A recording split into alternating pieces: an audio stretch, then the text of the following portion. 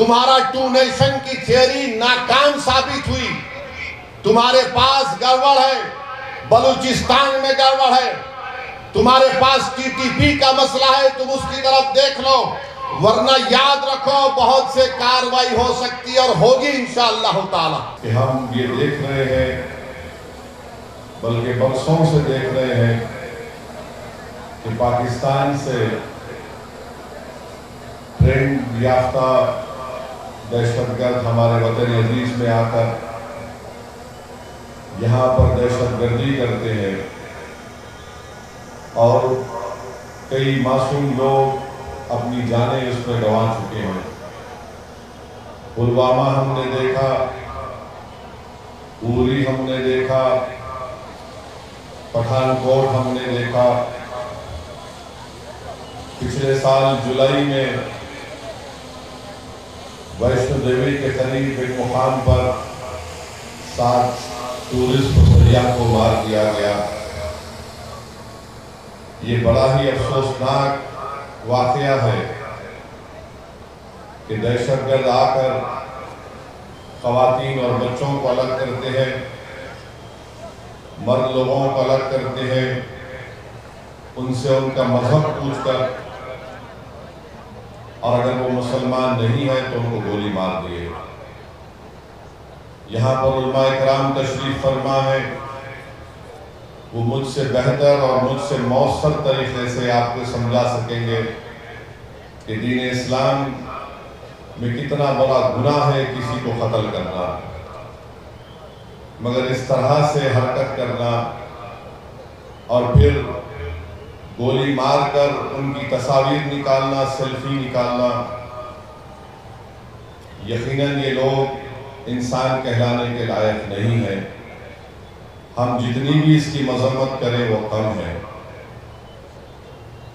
بلکہ میں اپنی پارٹی کی جانب سے جب مرکزی حکومت نے آل پارٹی میٹنگ بلائی، میں نے اس آل پارٹی میٹنگ میں اس بات کو رکھا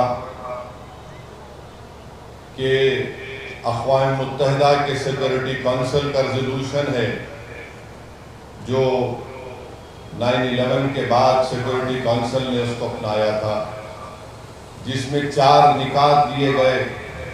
تمام ممالک سے کہا گیا کہ دہشت گردوں کو پناہ نہیں دیں گے، ان کو پیسوں سے مدد نہیں کریں گے، ان کی ٹریننگ نہیں کریں گے.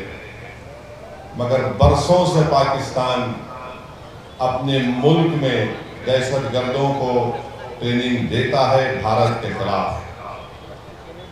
پھر اقوام متحدہ کا آرٹیکل 51 ہے جو اس بات کی اجازت دیتا ہے کسی ایک ملک کو وہ سیلف ڈیفنس میں اپنے ملک کے تحفظ کے لیے دوسرے ملک پر وہ اپنی ملٹری کارروائی کر سکے. میں نے اس کا بھی حوالہ دیا.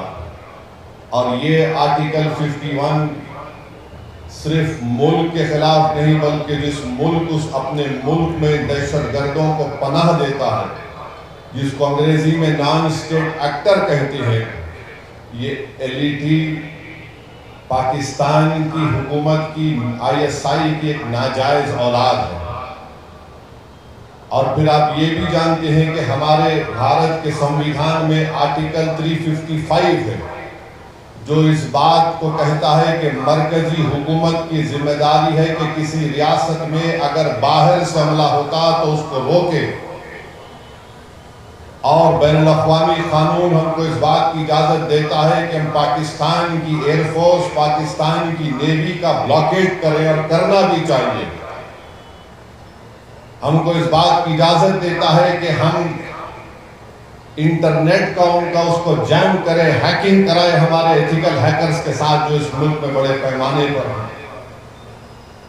میں مرکزی حکومت سے اس بات کا مطالبہ کرتا ہوں، بھارت کے وزیر اعظم سے، کہ وہ فائنینشل ایکشن ٹاسک فورس ہے جس کو FATF کہتے ہیں، حکومت کی ذمہ داری یہ ہے کہ پاکستان کو گرے لسٹ میں ڈالے FATF کی، اور اسی طریقے سے ان کو معاشی طور پر پاکستان کو ہم کمزور کرنا بہت ضروری ہے.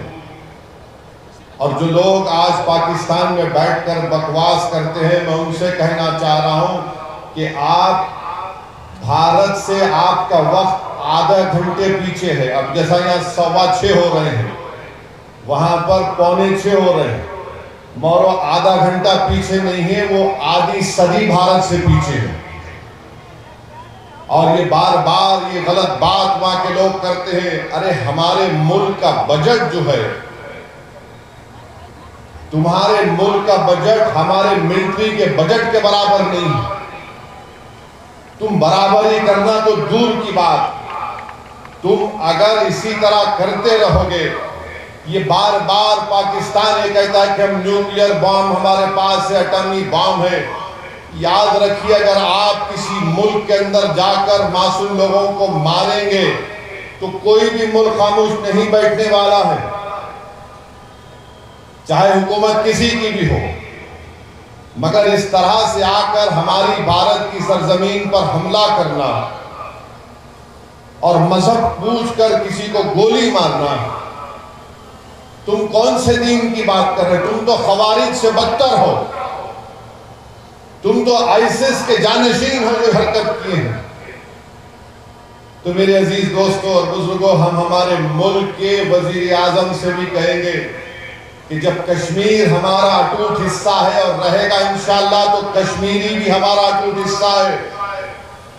ہم کبھی بھی کشمیریوں کے خلاف یہ جو ٹی وی چینل پر یہ بڑے بڑے اینکر بیٹھ کر گفتگو کر رہے ہیں، بے شرم ہے یہ پورے اینکر.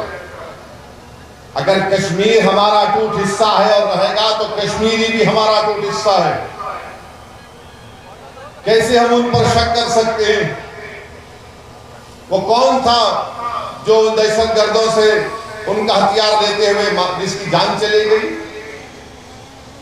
وہ کون تھا جو اپنے کندھے پر زخمی لوگوں کو بٹھا کر 40 منٹ چل کر نیچے لے کر آیا؟ وہ کون تھا؟ کشمیری تھا جو ایک معصوم بچے کو اٹھا کر اس کی جان بچا رہا تھا. تو یہ جو ہمارے وطن عزیز میں کشمیریوں کے خلاف ایک نفرت پیدا کرنے کی کوشش کی جا رہی ہے، غلط ہے. ایسے نازک وقت پہ بھارت کو ایک ہو کر جو پڑوسی دشمن ہے اس کے خلاف اگر جواب دینا ہے تو ہم کو متحد رہنا پڑے گا. پاکستان یہی چاہتا ہے، آئی ایس آئی یہی چاہتی ہے، ایل ای ڈی یہی چاہتا ہے کہ اس ملک میں ہندو اور مسلمانوں میں اور اختلافات بڑھیں. تو جو ٹی وی چینل پر بیٹھ کر اپنے ٹی آر پی ریٹنگ کے لیے گندگی بک رہے ہیں، میں تم سے کہہ رہا ہوں کم سے کم تھوڑے دن تو ٹھہر جاؤ. تھوڑے دن تو ٹھہر جاؤ. تم تو سال کے 12 مہینے روز تم بکواس بکتے ہو، مگر یہ وقت نہیں ہے. اس وقت پر ملک کو متحد رہنا ہے. اور ہم مرکزی حکومت سے بھی کہتے ہیں کہ آپ کو جو کارروائی مناسب سمجھتے ہیں کارروائی کریے. اور یہ ٹی وی چینل پر بیٹھ کر اینکر بول رہے یہ کرنا چاہیے وہ کرنا چاہیے، مہاشے اور محترماؤں سے کہہ رہا ہوں وہ آپ نہیں کریں گے. آپ تو اسٹوڈیو کے ایئر کنڈیشن کمرے میں بیٹھ کر گیان دے رہے ہیں. اگر آپ کے بازو ایک پٹاخہ پھوٹا تو نہیں معلوم کیا آپ کا پھٹ جائے گا جسم کا. تو آپ گیان مت دیجئے. جو کارروائی مناسب سمجھتی ہماری حکومت ہم اس کی تائید کرتے ہیں. اور حکومت کو بھی یہ سوچنا چاہیے کہ کشمیریوں کے خلاف جو نفرت پیدا کی جا رہی ہے ملک کے مفاد میں نہیں ہے. کشمیریوں کو ہم کو ان کے دل کو اور ان سے قریب ہونا ہے. ہم ملک کے حکمرانوں سے کہہ رہے ہیں کہ تمہاری ڈیٹرنس پالیسی پر تم غور کر لو. آپ نے سرجیکل سٹرائک کیا، ہم نے تائید کی. آپ نے بالا کوٹ کیا، ہم نے تائید کی. آپ نے نوٹ بندی کی، کہا کہ دہشت گردی ختم ہو جائے گی، مگر پڑوسی ملک سے لوگ آ رہے ہیں. تمہاری ڈیٹرنس پالیسی کو دیکھ لو. اور اگر آپ کو مؤثر کارروائی آپ جو مناسب سمجھتے کریے. پوری اپوزیشن پارٹیز نے کہا کہ کرو، مگر ایسی کارروائی کرو کہ دوبارہ کسی بھارت کے بھارتیہ کی جان نہ جائے. کوئی دہشت گرد آ کر یہاں پر حملہ نہ کرے. آپ ایک مؤثر کارروائی کرو. اور بار بار مجھے تو میڈیا والے بول رہے کہ پاکستان کے وہ ایسا بولے وہ ایسا بولے. میرے بھائی ملک بہت بڑا ہے.